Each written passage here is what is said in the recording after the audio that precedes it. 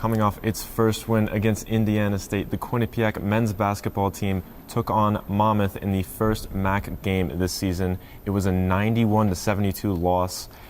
My name is Chris Dacey, alongside men's basketball beat reporter Morey Hershgordon. And Morey, story of this game has to be Monmouth's offense, and specifically their offensive transition game. What do you have for us there? Chris, you look at the final stat sheet. 17 points for Monmouth on the fast break. Quinnipiac, goose egg. A lot of that has to do with Colin Stewart.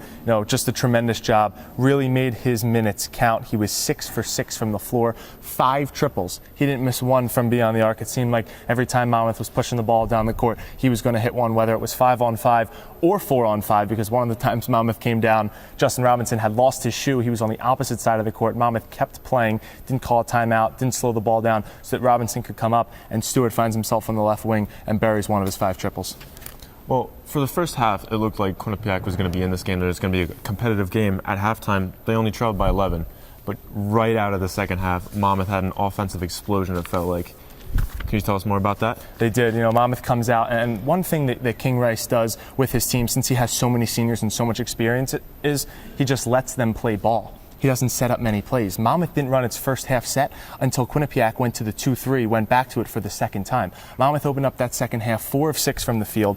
Once Quinnipiac went 2-3, they slowed the game down a little bit. Monmouth set up a little set, and they get, a big man or a guard slashing down the middle of the lane, or, coming in from the wing, extends the lead. It's up to 17. King Rice takes out his starting 5 for the majority of the second half.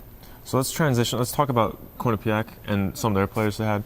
Reggie Oliver, Tom Moore mentioned he was a little limited today. He was under the weather, so we had some other guys step up, specifically the 2 freshmen, Pete Kiss and Mikey Dixon.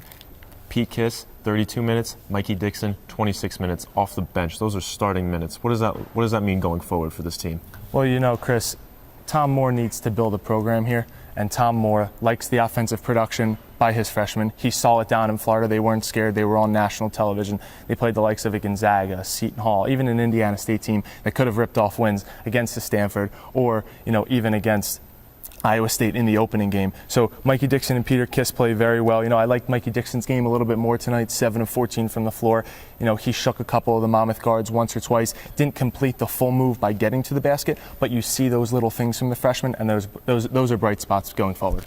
And like I said, this was the first MAC game of the season for Quinnipiac, and they come right back on Sunday as they welcome Marist to Lender Court. What has to change for this team, specifically defensively, because that's an area they struggled in tonight? Definitely was, Chris. The second time in the last 3 games that it did give up 90 points or more. Now, granted, it was to Seton Hall, a Power 5 team, the reigning Big East tournament champion, and to Monmouth, the reigning Metro Atlantic Athletic regular season champion. So they are playing good quality, but the defense must change. In the post-game press conference, Tom Moore said, hey, we got to switch up our defenses. We're a jack of all trades, but we're not really good at one, single thing. So I think, like Tom Moore has been playing, 9, 10, 11 guys in all these games, seeing what works. He's got to do the same with his defense, and whether that means he needs to extend it to a 3/4 court trap, to a half-court trap, half-court man, 2-3 zone, whatever it may be. He's got to throw, everything at the wall, see what sticks. If something's going to stick, he's going to keep that for the rest of the game. If not, he's got to switch it up. All right, and that's all that we got for today. If you want to have more, if you need more information about the men's basketball team, make sure you check our website at www.q30television.com, and make sure you follow us on Twitter at Q30Sports. From Lender Court, my name is Chris Dacey, alongside men's basketball beat reporter Morey Hershgordon. Thanks for tuning in.